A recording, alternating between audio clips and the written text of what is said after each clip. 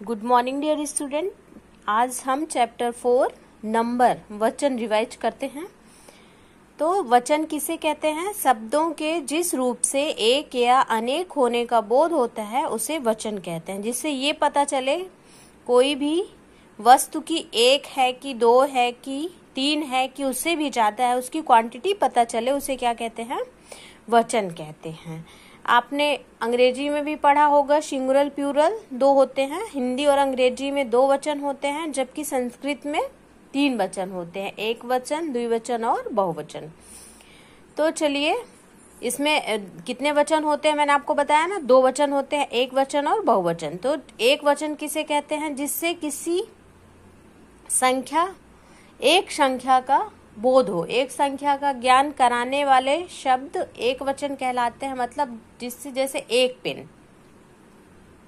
Pen है, एक toffee है, एक पेंसिल है, एक वस्तु है कोई भी चीज, तो वो किस में आएगा? एक वचन में आएगा। और अगर एक से ज्यादा है, अगर दो है या दो से ज्यादा है, तो वो किस में आएगा? बहुवचन में आएगा। ठीक है।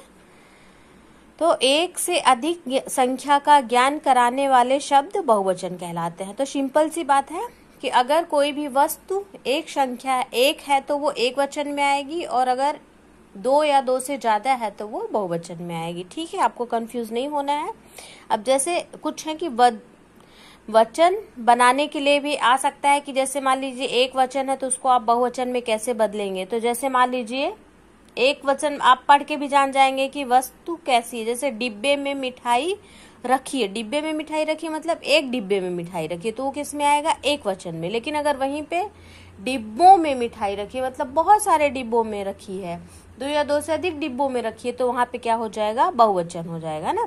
जैसे मान लीजिए आपने कहा कि पेंसिल खरीदे, पेंसिल और पेंसिलें, पुस्तक, पुस्तकें, है ना। तो ये सब आप वचन बदलना भी आपको आना चाहिए कि एक वचन से बहुवचन कैसे बनाते हैं और बहुवचन से एक वचन कैसे बनाते हैं। जैसे मान लीजिए दिया तितली, तितली एक वचन है, एक तितली है, लेकिन अगर वहां पे ये कह दिया जाए कि तितलियां, तो तितलियां बहुत सारी तितलियां हो गई, तो वहां पे क्या हो जाएगा? बहुवचन, है ना।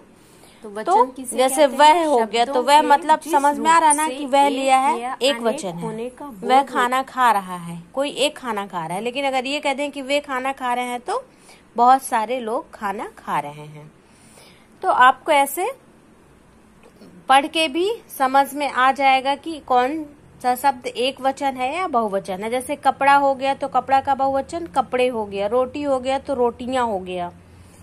तो ऐसे आपको आगे करना है। देखिए जैसे इसमें सही या गलत दिया हुआ है एक्सरसाइज में, देखिए एक संख्या का ज्ञान कराने वाले शब्द बहुवचन कहे जाते हैं। सही है क्या? जिससे एक संख्या का ज्ञान होता है उसे बहुवचन कहते हैं? नहीं, गलत है, उसे एक वचन कहते हैं। फिर है एक से अधिक संख्या का ज्ञान कराने वाले शब्द बहुवचन कहे जाते हैं। हाँ, जिससे दो या दो से अधिक संख्या का ज्ञान हो तो उसे क्या कहते हैं? बहुवचन। सही होगा। फिर शब्दों के जिस रूप से एक या अनेक होने का बोध हो उसे वचन कहते हैं। सही है। हिंदी में वचन एक प्रकार का होता है? नहीं, गलत है। हिंदी में वचन दो प्रकार के होते हैं। तो ठीक है, ऐसे आपको रिवाइज करना है और प्रैक्टिस करना है।